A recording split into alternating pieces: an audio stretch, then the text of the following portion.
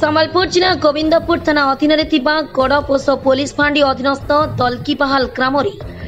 देड़ सुरर टांगिया फसारे भाई बोहू एवं 2 वर्षर पुतुरार मृत्यु परी एक लोमहर्षणकारी जघन्य हत्याकांड घटी जाइछि।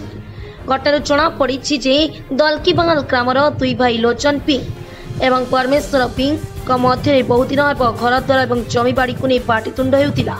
प्रायतः लोचन मद्यपान करी सान भाई परमेश्वर घर को जाई पाटितुंड करुतिला। हेले गतकाली सान भाई परमेश्वर कौनसी काम रे संबलपुर जाइथिबा बेले घरे तांको स्त्री पूर्णिमा 30 वर्ष और 5 वर्ष एवं 4 वर्ष 2 जन झियो और 2 वर्षर जयसु नामक कुनी पुअटी थिला। राति 9टा समय बड़ भाई लोचन प्रचुर मद्यपान करी आसी प्रथमे निज स्त्री को माड़ मारी गंडगोल करथिला। परे घरु एक बड़ टांगिया बाहर करी सान भाई घर को जाई कबाट खोलिबाकू कहिथिला। घरे स्वामी नथिबारु बहु पूर्णिमा कबाट भितर पटु किली प्राण भୟରେ 2 छोट झियंकु अन्य एक कोठरी सुआई दे छोट पुओ सुयासु काखरे काखी भयभीत अवस्था छिड़ा होई रहिथिला। मां एवं पुओ को भारी सारिबा परे सान भाई को फोन जोगे जणाइतिला जे तो स्त्री एवं पुओ को शेष कर देछि। परे सान भाई ता ससुर को फोन करी जणाइबारु पूर्णिमार बापा आसी देखिला बेलकू सबु शेष होई जाइछि। परे गड़पोष पुलिस फांडी को खबर देबारु कुचिंडा एसडीपीओ अमिताभ पंडा गोविंदपुर थाना अधिकारी और गड़पोष फांडी अधिकारी गणनायक घटनास्थल पहुंची शबद करी बामरा डाक्तरखाना को पोस्टमार्टम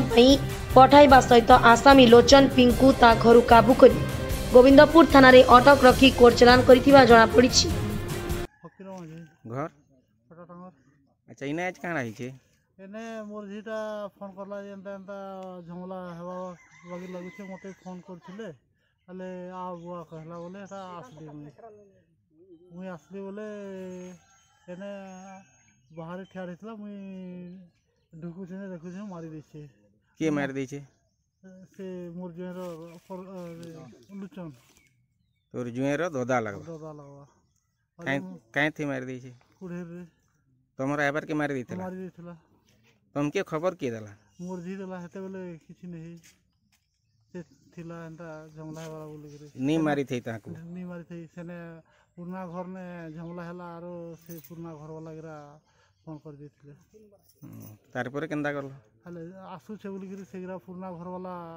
पहले तार दादा दादा कहले तार बड़ी तार बाई तार ससुर गिरा बोले एटा मोटे फोन करला बोले एटा मुई असली मोर असवार के देखु छे लास्ट से से बाहर खड़ा है बोले या साला मोर जी के मार दिछु कहकरी मुई बहुत असली बोले बहुत की देला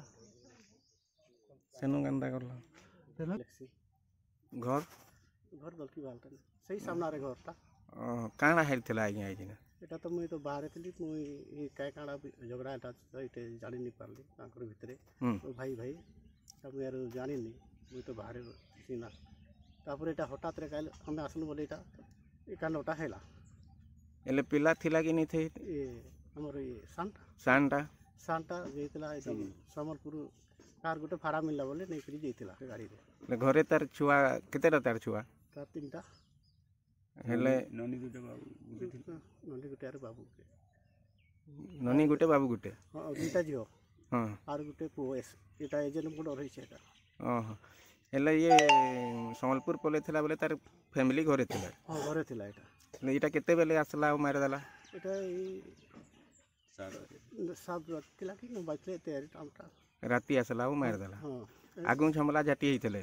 आकु ताकर